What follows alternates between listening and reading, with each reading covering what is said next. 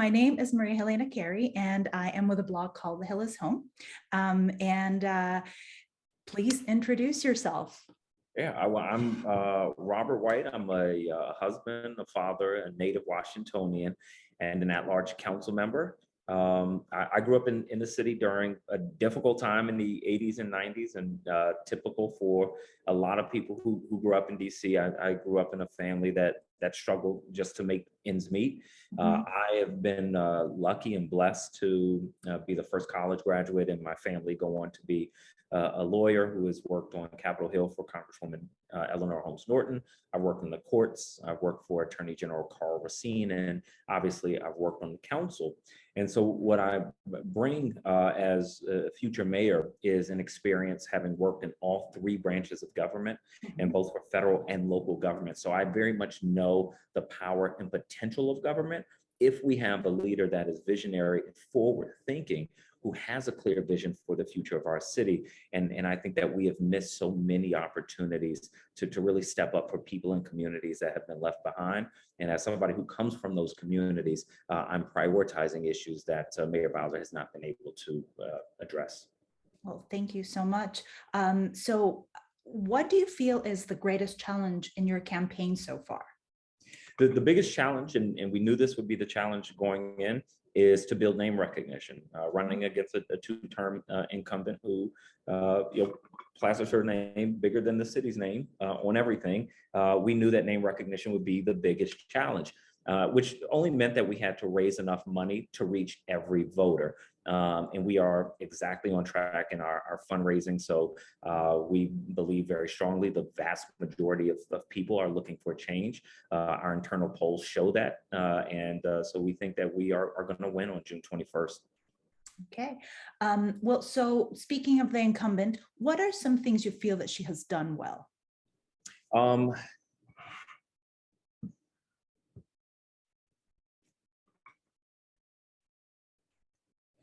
I think the city pulled together with the mayor and the council to get through COVID. Certainly there were a lot of times where the council had to be the microphone for communities in certain industries that weren't getting their concerns all the way up to the top of government. But as a city, we handled COVID well. Okay, thank you. Well, so actually segueing into that, you just mentioned something about council members having to be specific microphones for their areas and for certain causes. Redistricting was something that just happened, and it left certain parts of town, specifically Ward 6, where the majority of the Hill is Home readers are based. It left us reeling, especially certain areas that switched, and there was this feeling that not all council members are as open to constituents' input as others are.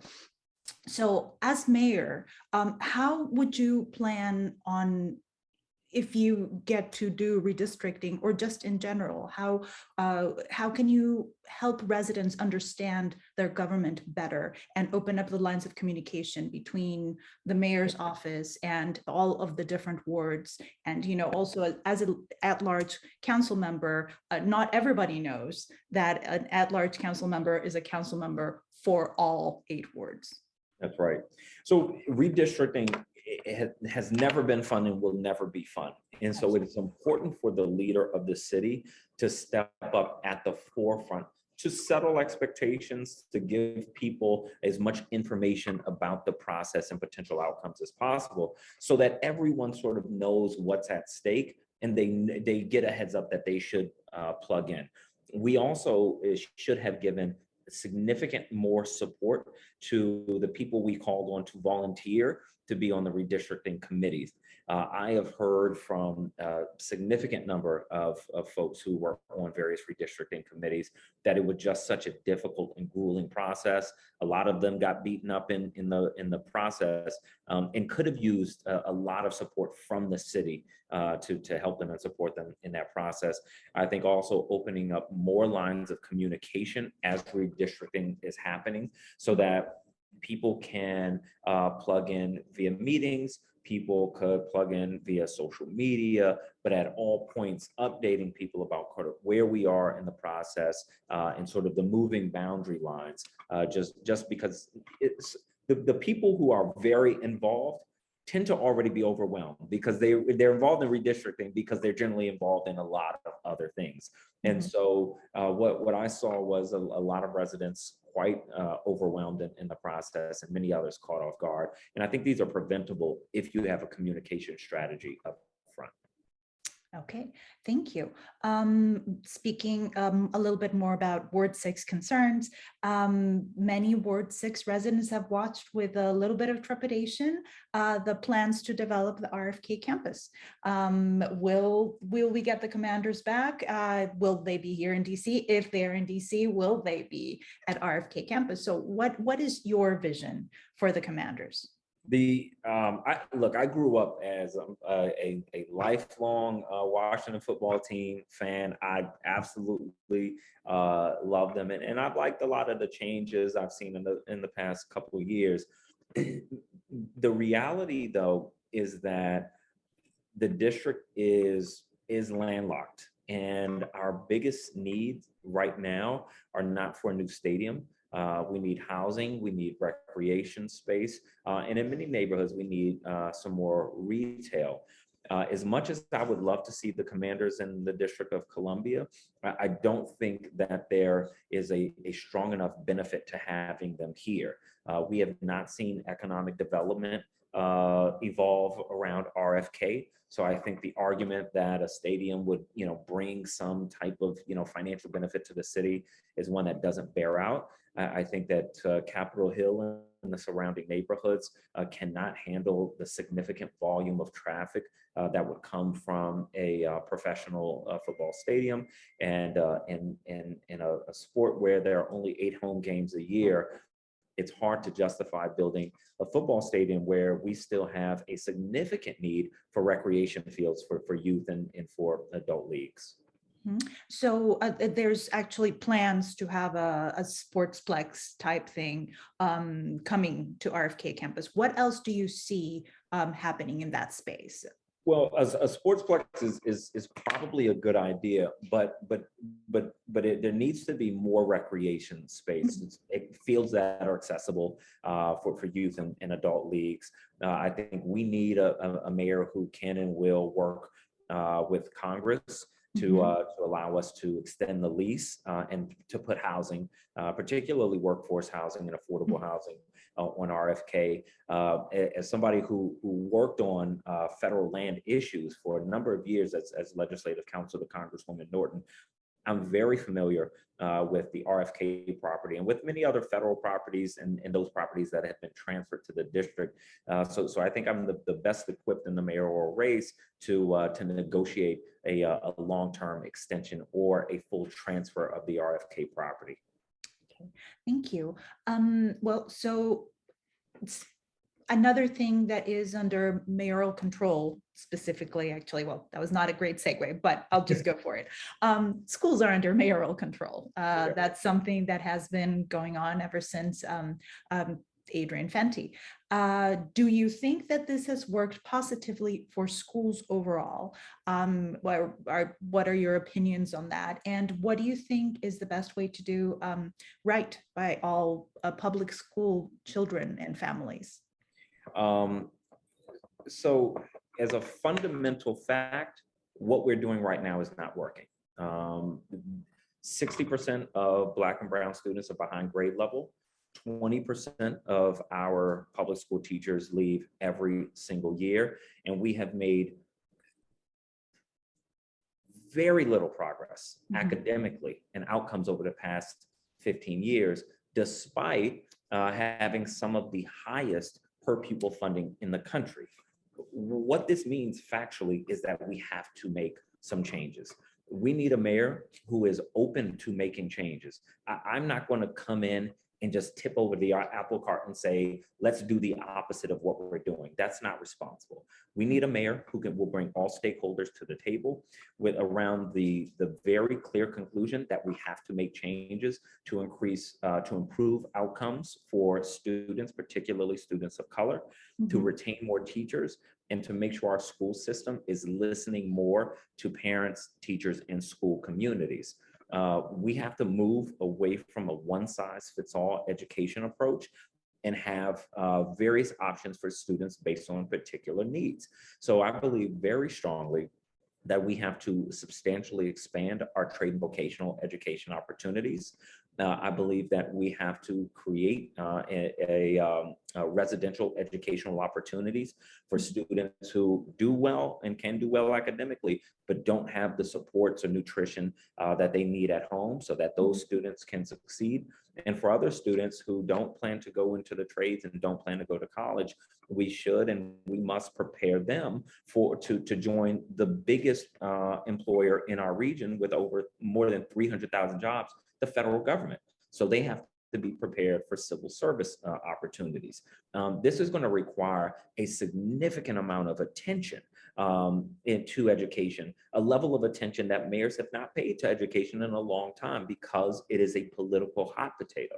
So we need somebody who is going to put their neck on the line for public education, who is going to insist that we owe more to our students than what we are giving them. And as mayor, I will give up any amount of control that is necessary to improve public schools.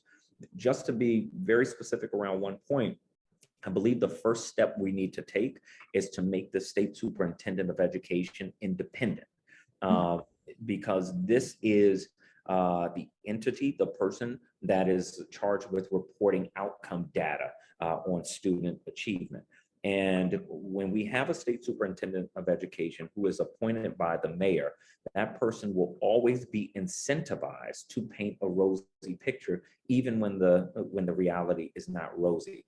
And so we talk a lot about accountability in education, but when we talk about it going down the chain. We talk about accountability for principals and teachers. I believe that there has to be a lot more accountability for the chancellor and the mayor, and that's what people should expect from me. Okay, thank you. Dovetailing on accountability, part of the problem with the schools is also the buildings in which they are housed. And that task falls largely, or actually solely, to the Department of General Services, which is an agency that not many people know controls so much of our government buildings. How would you go about making sure that this agency is doing right by the schools and is doing right by other government buildings? So across government, what we need is a mayor who focuses on government operations. Operations of agencies have taken a steep decline over Mayor Bowser's term, and we need a mayor, as unsexy as it is, we need a mayor who's going to focus on government operations, making sure that our agencies work, that our programs work. And we just haven't had that in too long. And so we see the wheels falling off across government. With DC Public Schools, unfortunately, DGS is not in the driver's seat. DC Public Schools is really in the driver's seat. They set, along with the mayor, the priority for school repairs and renovations. And so what we have is a process that is broken, but it's not broken just because of DGS. It's broken because there's not enough leadership from the mayor. There's not enough urgency from DC Public Schools central office, and there's bad coordination with the Department of General Services. So unfortunately, the issues with school facilities that we're seeing are because of poor leadership in government. Can you elaborate a little bit more about what that leadership would look like? What from what we have now to what you intend to do, what does the leadership at the organizational level look like? So when I'm mayor, every agency will be headed by talented and experienced professionals, the best and brightest leaders across our city and across the country, leading our agencies around clear and transparent goals. It is so important that every agency have clear and transparent goals so that they know, so that the public knows, and that everyone they serve knows what direction they're moving in and can hold them accountable. There are no sort of public goals for our agencies right now. We also have to make sure that these goals are not just set from the top of government and pushed down to the people who actually make these things happen, but that we are hearing from inside the agencies where people believe we should be focused, where we are dropping the ball, and where the gaps are. That change in leadership style is going to improve morale and improve outcomes, because when people inside of organizations feel like they are part of the goal making, then they also feel like they are more responsible for achieving those goals. But that takes a leadership style that we don't have inside of our government now. And it takes on a level of accountability and really a focus on accountability that we don't have now. So it is not okay that our schools are falling apart. It is not okay that we have expensive systems that are falling apart years after they are redone. It is not okay that we have schools like Langley and like Whittier and many others that are doing incredible things academically, but when new potential parents come toward those buildings, they're seeing water pooled on the floor, they're seeing leaks from the ceiling. In Anacostia High School, they're saying bullet holes in the doors in the lobby. These things impact what is happening in school and our ability to keep families inside our public school system. And if we don't make a change urgently, now we're going to have a big problem. In the 80s and 90s, the district, as much as I loved it, the district was not a place that people came to raise their families. People didn't put down roots here. It was very transient. People would come for professional reasons and then they would leave. But now people do want to stay. But what we are seeing is a mass exodus of parents from the city. That is incredibly destabilizing for the future of our city. And the reason parents are leaving is because of obviously public safety, because our schools aren't strong enough in too many neighborhoods, and because parents are frustrated with an overly bureaucratic government that doesn't listen to school communities. Okay, well, thank you. Thank you for your thorough answer. I really appreciate it. So dovetailing on more agencies, the Office of United Communications has been in hot water over the past few years, but Mayor Bowser went ahead and reappointed Karima Holmes as acting director, even though she had quit her post a few years before because in part of all the problems in the agency. Do you feel that this appointment was a correct move on the part of the mayors? And have you seen, how would you do things differently? And why didn't the council say anything about it or object more vocally? So it was not appropriate, but also not surprising that the mayor reappointed her friend, even after she left under significant problems within the agency. And these aren't just like bureaucratic problems. These are not getting first responders to emergencies on time. These are often life and death issues. Now, we had a director at OUC who was making good progress inside the agency, and the mayor dismissed her to bring her friend back in. That is what happens when you are not focused on public safety or agency operations, then when you are instead focused on political loyalties and cronyism. And we have got to turn this page in our city. Like if we want to be a big city and we want to be a world-class city, we can't keep operating in this really backward, old school way. We have got to make a significant change. I don't sit on the Judiciary Committee, so I don't have full details on the reconfirmation. But I think that it is true that the council has to be more forceful in pushing back against some of the appointments, and I think that's a place where frankly the council has to improve. Okay, thank you. I've taken about a little over 20 minutes of your time. At this point in time, I would like to give you the floor. Tell me if there's anything that people would want to know more about, if there's information, other places, anything you want to say. Absolutely. Well, one thing that I want to mention, because it is on the minds of so many of us, and it is ever present, unfortunately, which is public safety. We increasingly feel unsafe in every corner of the city, even though homicides and violent crime have gone up for each of the past 5 years. Unfortunately, the mayor still has no public safety plan. That is irresponsible. I do have a public safety plan. It is thorough. It was developed with some of the foremost experts in our country, along with federal and local prosecutors, retired police officers, returning citizens, and community members. And it is a plan that will keep us safe now, 5 years from now, and 15 years from now. And that is the type of leadership we need from our mayor, a mayor who is going to address the urgent issues, not just spend a lot of money. What we have seen over the past 8 years that Mayor Bowser has been in office is that with record-setting budgets every single year, Mayor Bowser has not solved problems because she's thrown a lot of money in a lot of different directions, but without clear vision, without clear direction, without clear goals, and it is not, it is unfortunate, but not surprising that we have not addressed the most critical issues in our city: public safety, public education, and affordable housing. I am a problem solver. When I was most of my academic career, from elementary to the majority of high school, I was failing in school. To get from where I was to where I am now, I had to learn how to become very good at solving problems and tackling issues head on. And so what I did when I worked on Capitol Hill, what I did in the Attorney General's office, what I've done in the council is identify problems, identify solutions, and work the plans to develop, to make those solutions real.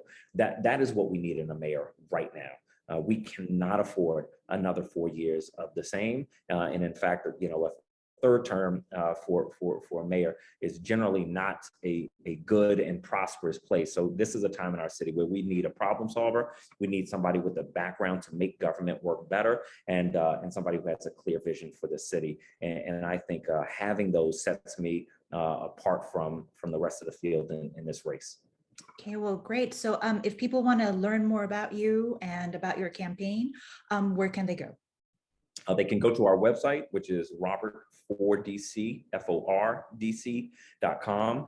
Certainly social media, Robert White _DC. Okay, well, thank you so much for talking to me. I really appreciate it. And thank you for taking the time. Thanks, Maria. I appreciate it.